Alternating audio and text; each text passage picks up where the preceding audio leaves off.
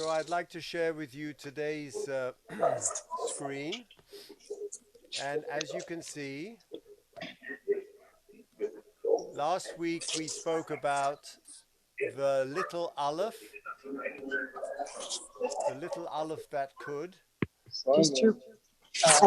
Why don't Have fingers. Um, and today, What's your password for that? 1 second, let me mute I have no everybody. idea what this Apple ID is. And the password for I forgot. So today, the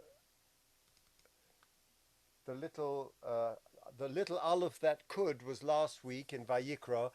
Today, going back to the Megillat Esther in chapter 9, verse 29, right at the end, it says Vatichtov Esther Hamalka. Do you see that? It's very interesting. This is from a 14th century Megillah from Germany. But can you see the big tuf? Vatichtov. In the middle of Vatichtov, there's a big tuf. And I'd like to look at that. Let's look at that pasuk, if we can. And it says, Vatichtov Esther. And Esther wrote, Esther the queen wrote, Bat Avichail, giving her lineage that she's Jewish, Mordechai HaYehudi, and Mordechai the Jew, it called Tokef, at all this Tokef. The Mefarshim are very bothered by that word Tokef, all the strength, all the authority. It's a very ambiguous word, but all that had happened. Lekaim ate Igeret HaPurim, to fulfill the aforementioned Igeret. So she's now writing everything that happened in a letter, Hashenis, a second time. A second time. Okay, so what's the second time? If we compare the first time that this was done, and this is critical to our thesis, the first time this was done, it was a few psukim earlier. Vayichtov Mordechai, a few psukim earlier. Vayichtov Mordechai is Dvarim Ha'ele. Vayishlach Sephorim. Remember, Vatichtov Esther, it's Igeret. What's the difference between a Sefer and an Igeret? We'll come back to that. Lekayim Aleim Yom Arba Asala Chodesh, to make the 14th and the 15th. Kayomim. V'kibel HaYehudim et HaSheich HaLasah. And the Jews accepted it. The rabbis didn't, but the Jews did. We'll come back to that. But can you see the switcheroo that's occurred on the first year after the miracle? Now Esther wants to do something in the second year, and then she uses Mordechai as her authority to do it. There's no mention of Esther here. Vayichtav Mordechai, and Mordechai set into motion that one-time event of Purim, the first year. But the second year came around, and Esther came along using Mordechai's name to be Mekayim the letter, to keep it alive, right?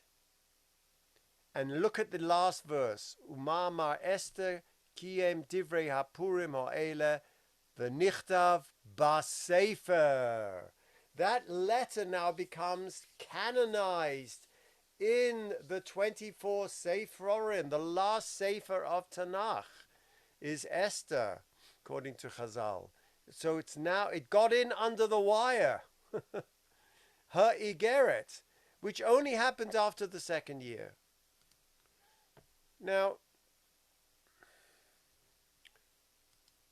the question comes back then, what is this enigmatic What is this enigmatic Tov? Vatichtov Esther Hamalka. So Chazal then say, well, Tov is the last letter of the alphabet, and now we're going to allow Esther's book to get into the Sepharim of Tanakh, the 24 books of Tanakh, and so that's why it's got a big Tov. Okay. Now the Malbim picks up on all of this, and the Malbim says the following. Malbim's style is always to ask a question and then to answer it. Lama katva Esther shenis. Why did we need Esther to come along on the second year? Umahu kola tokev. What's all this tokev business? Umaha yaha igeret hashenis. Mar hosif b'shenis shel rishona. The Malbim asks the very, very good question. What do we need it for? I mean, Mordechai was on the base then, he could have done it. So the Malbim says, Esther Ratza Shel Megillah Hazos Tisha'er Bein HaKtuvim. She wanted the book put into the hagiographer. She wanted the book to be placed into the Tanakh. Va'omda al zeh machloikes bein hachachamim. And so she comes to Beis Din and they go, not so fast, my dear. Why? Ki asur lahosiv al kitvei HaKodesh. You can't just add when the canon has been closed, as Sid Lehman has told us in his life's work on canonization of the Bible in Chazal. You can't just add to Kisvei HaKodesh. And he then quotes the Megillah. The Gemara in Megillah, Sholcha Esther lechachamim. Let's look at that. And now, Esther, let's take out the smart scroll, Arthur scroll, and says two things. Esther asks the sages, Kivuni ledorot. Number one, I want you to establish my Purim, the Purim every year, to be a festival. So they sent her the following reply. Typical. Kina et ma'oreret aleinu lebein ha'umot. If we're going to start celebrating Purim every year and starting clapping Haman, what are you going to do? You're going to incite the wrath of the nations against us, that we will rejoice at the remembrance of their downfall. Shalcha lahem. So she sent back a message. Kvar ktuva ani al divrei hayam lemalchei malchei. That's already taken place, because in the chronicles of the non-Jewish world of Achashverosh and the kings of Persia and Madai, the whole story's already there. It's in their history books, so why can't it be celebrated by us? Then the Gemara cites a different machlokus between Esther and the Chachamim. And she goes as follows. Sholcha lahem Esther lechachamim.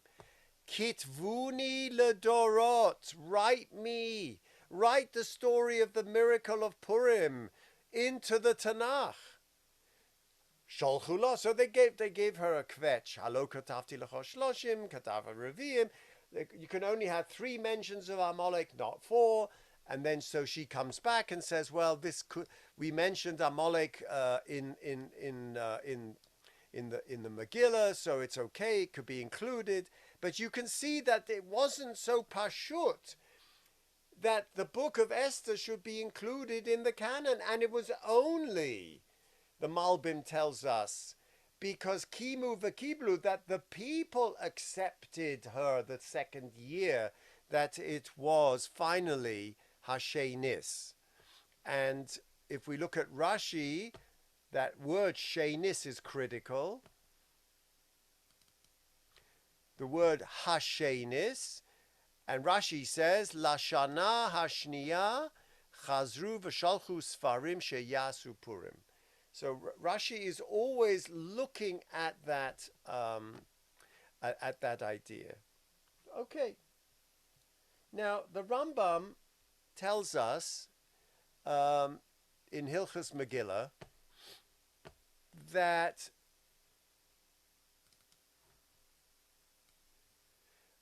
the halachas of the Megillah are different to the halachas of a Sefer Torah. We actually make a bracha when we read the Megillah. But the Rambam says, quoting the Gemara, that there is a difference because the Megillah is a letter. It's not a sefer. It's a letter. So it has to be sewn together as a single scroll. A Megillah can only use animal sinews to sew the parchment together, like the Sefer Torah. But unlike a Sefer Torah, it's not necessary to sew the entire length of the crease of the parchment. You can just have 3 stitches at each end of the parchment, 3 stitches in the middle. And why? Now listen to what he says. The leniency is permitted because the Megillah is referred to as a letter, a correspondence letter, as it says in our pasuk. The Rambam uses our pasuk, igeret. She sent an igeret precisely because it was not meant to be a scroll. So it has different halachot that Rambam talks about. It's a scroll. And my father, I remember in England, he would read standing up because the Magen Avraham and the Mishnah Berurah says you have to read it, but you have to be excited about it. What happens at the end, as if it's the first time you're ever reading it. He would stand it up, and the scroll he would unfold before the reading of the Megillah so that you wouldn't have to go unfolding it during the Megillah, so that it's all ready to unfold. That's what my father used to do. Now, the Rambam also says something very interesting. He says the following about the Messianic era. All the books of the prophet, Kol Sifrei HaNaviim v'chol HaKetuvim, Atidin Libatel, in the future days of the Messiah, will be annulled. Chutz min Megillas Esther. An outrageous thing to say. Megillas Esther that just snuck in under the wire because Esther was forceful. We didn't hear Mordechai asking for it. It was Esther that asked for it. Mordechai actually gets into some criticism from Chazal, that he should have been learning more, that he got involved in politics, that he was punished for that because he should have been steiging. But it is Esther that sets the last book of the Tanakh, historically. It's the Megillas Esther that he said will not be annulled. Why?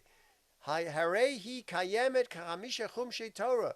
Like the Torah itself, it will continue, unlike the Nevi'im and Ketuvim. Ukahalacha silcha Torah shebal peh she'einam b'teilam.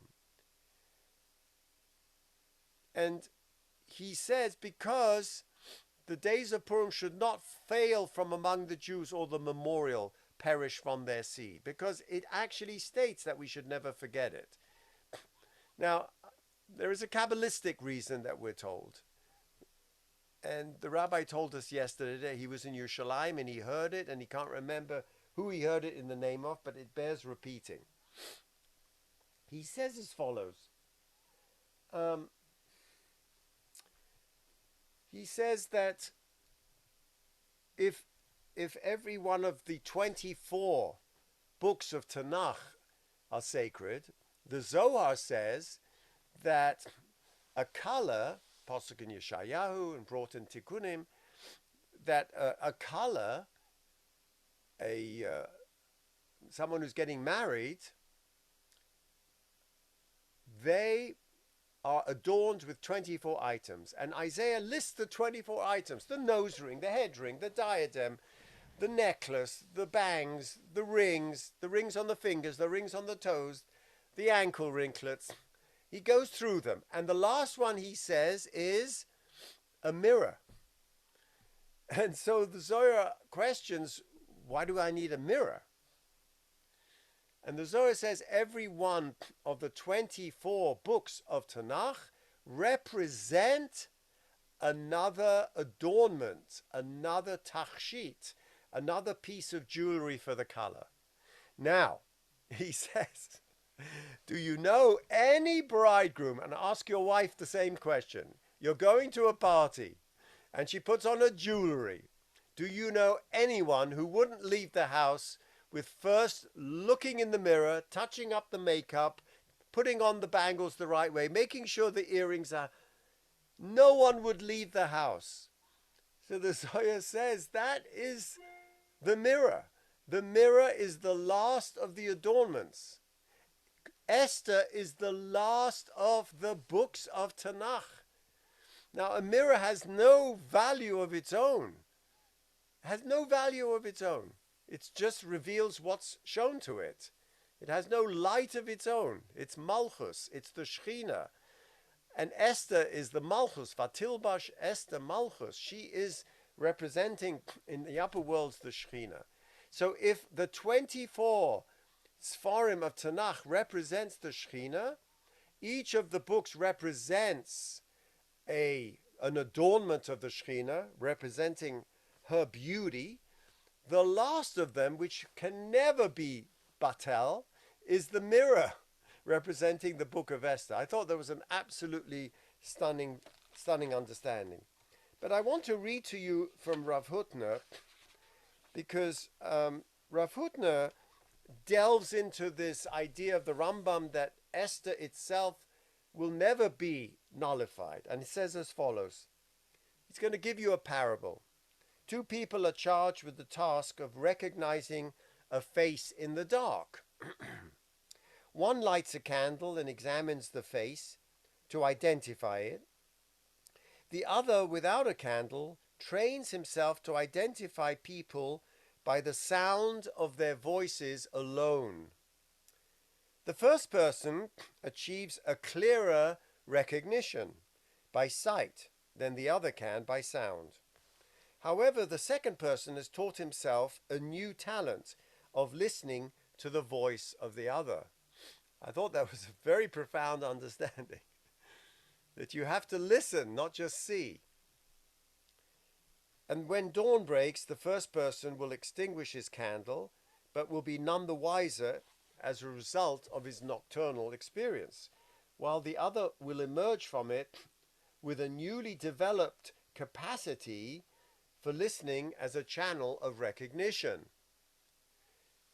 So, similarly, Rav Hutner writes, Purim and Pesach, always just a month apart. They represent alternative modes by which Am Yisrael recognizes God, who stages himself in two modes of Anochi.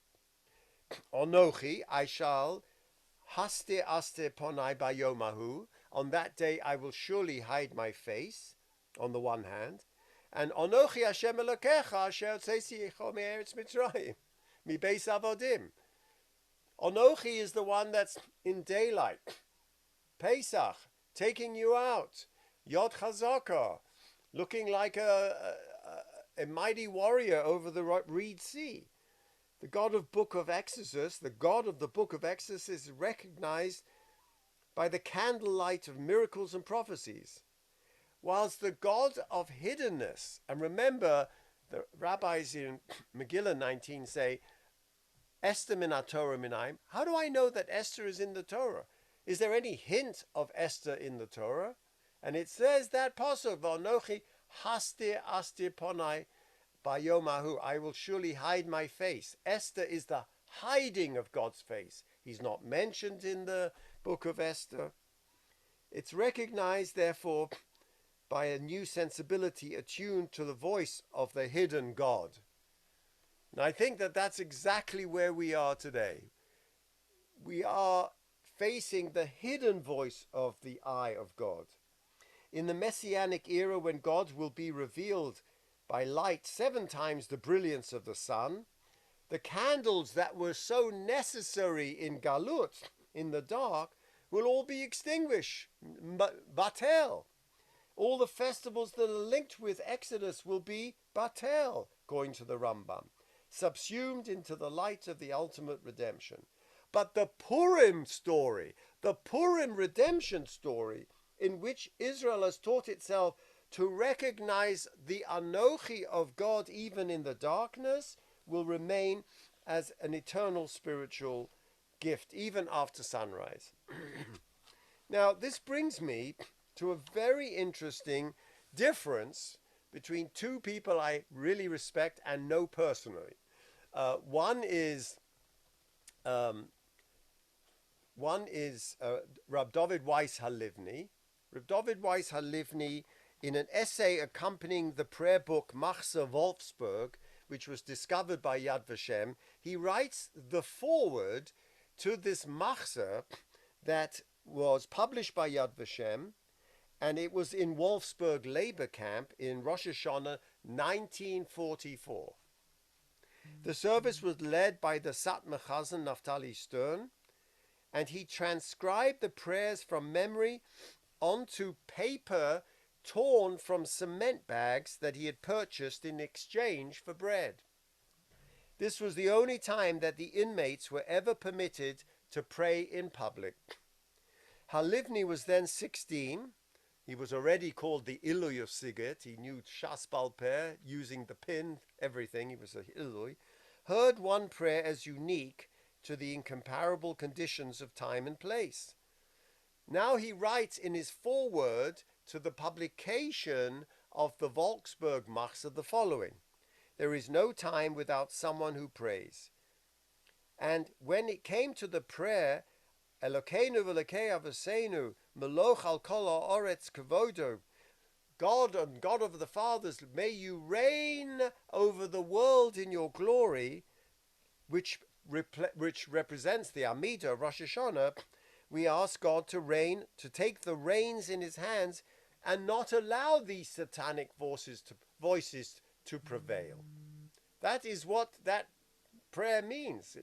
You have to understand, people in this labor camp, being there 4 years, Muslim men, finally being allowed to daven, saying these words that are so incongruous. God, may you take reign over the world. And after a scholarly and passionate discussion of the theology of evil, Halivni concludes that through this prayer, reign over all the world, the prisoners perceive the incomprehensible evil that has happened as the consequence of the Holy One's abdicating his rule, transferring the reins of government into the cruel hands of the Nazis. So the question is, what does that mean? For Halivni, God relinquished. And he says this mind-blowing story that breaks your heart. I'll repeat it to you. On the point of being beaten by an enraged SS trooper one day, the terrified young prisoner, Halivni, pleaded in German, Herr Obersturmführer, merciful one. By saying those words, O merciful one, to this Nazi butcher, he escaped by the skin of his teeth.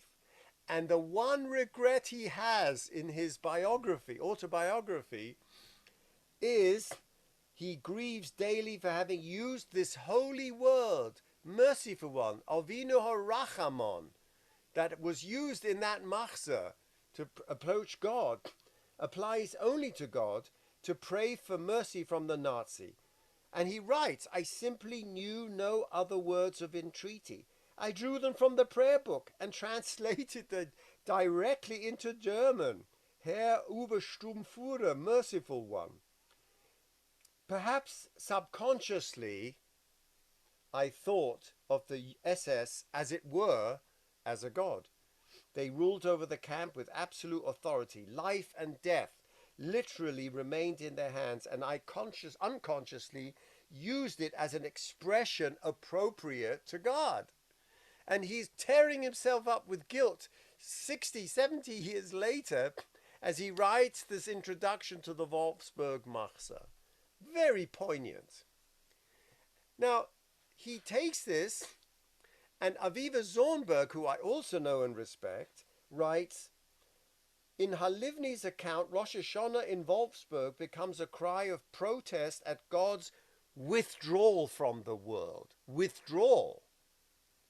The tragedy of the individual and the nation is set in the context of a cosmic drama, because withdrawal raises this Kabbalistic notion that he talks about, although he's a big Litvak, but he remained a Satmar Chassid at heart.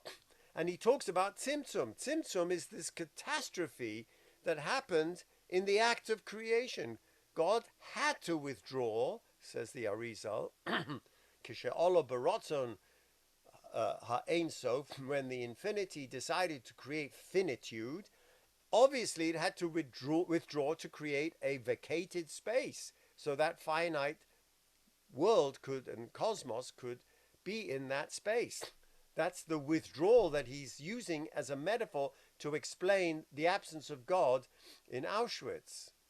So Aviva says the theology of Tzimtzum expresses the idea that there were or are at times when God withdraws his power from the world, allowing human beings complete autonomy, like we're seeing in Europe now, in order that the conflicting values of divine presence and human free will maintain equilibrium.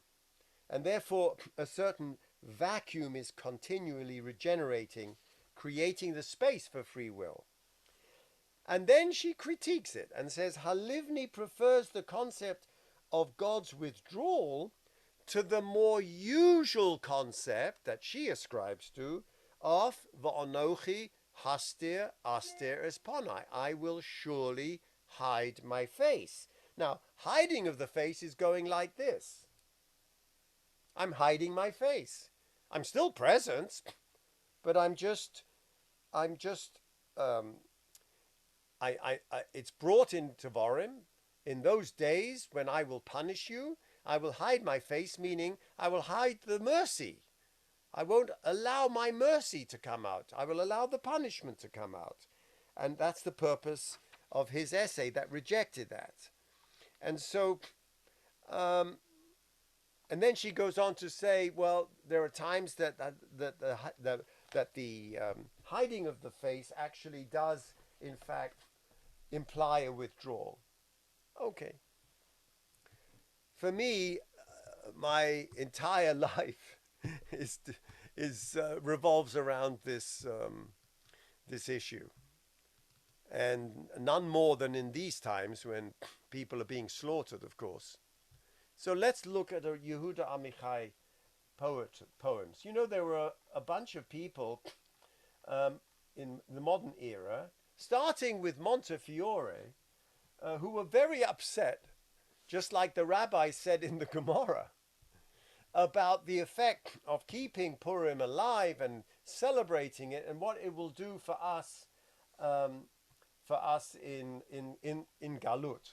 Claude Montefiore, who lived from 1858 to 1938, was a leading figure in my country, a great grand nephew of the renowned Moshe Montefiore, and he expressed strong reservations about the violent, vindictive, and indecorous nature of Esther and Purim.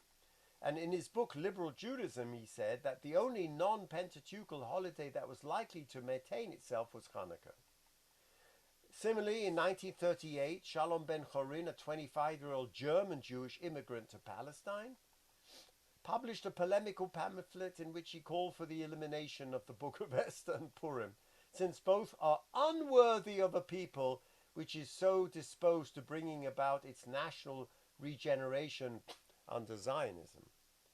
Most important is the great Yiddish and Hebrew writer Y.L. Peretz, based in Warsaw, and he dubbed Purim as a fever at best, an occasion to dance on the grave of a former national glory. Now, all these are assimilationist in nature, these polemics.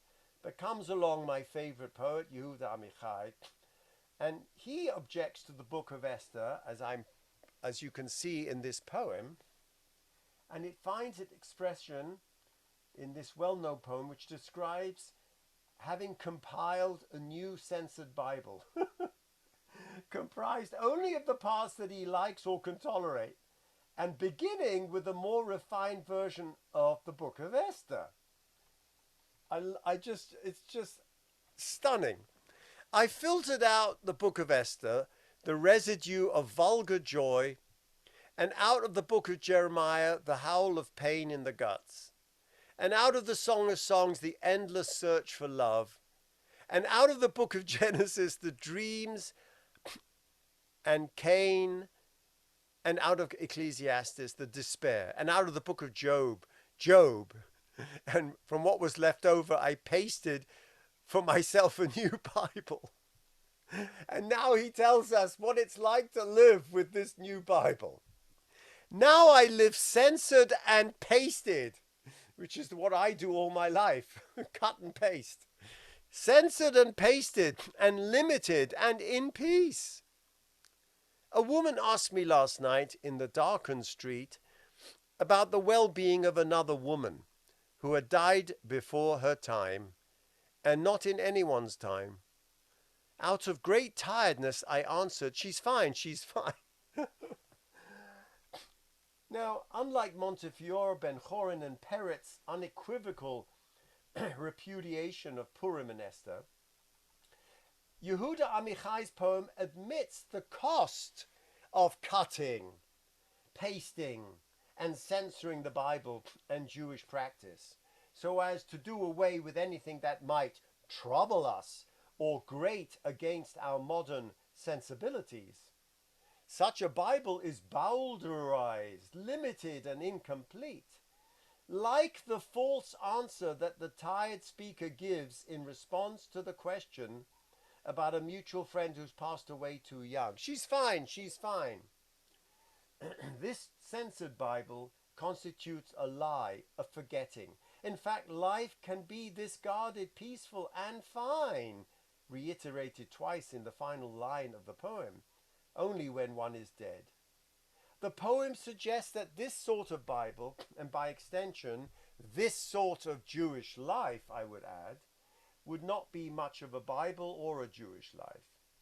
Implied by this profound poet's poem is the need for a Bible as well as a way of living, and I would say a Hasidus as well, that is engaged and honest about the unpleasant, discomforting truth of the world and our many sacred texts that are, in fact, quite atrocious and quite horrific. We return then, what is it about Purim that merits the repeated reassertion and preservation? And that comes back to Esther and her power to take the law into her own hands and go to Beis Din and insist upon it, and when refused, let the people, kimu v'kiblu, decide that this will be. And then kitvu ledorot, that it becomes the 24th book, that mirroring of the rest of the Bible. And I would say in the spirit of Yehuda Amichai and the spirit of Professor David Weiss Halivni, that this includes the withdrawal of the divine. That is the Toph. That is the big Toph in Vatichtov. It is the final Sefer of Tanakh, the book of Esther, with a large Toph. There's no more prophecy after Esther. We didn't make a book for Hanukkah, even though it came after. Esther is the final prophecy, and Esther will remain in the times of Mashiach when all the other books are.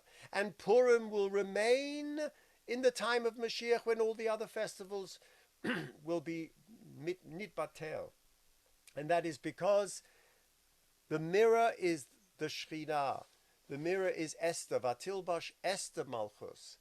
And we are the Shekhinah, and we mirror the divine.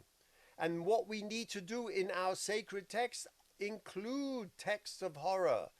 Include it because those represent our lives. The way of living that is engaged and honest despite being unpleasant and discomforting. And we're living in that time now. So what we need to do is to mirror that in our sacred texts, in our biological and spiritual living, so that we get through this time together.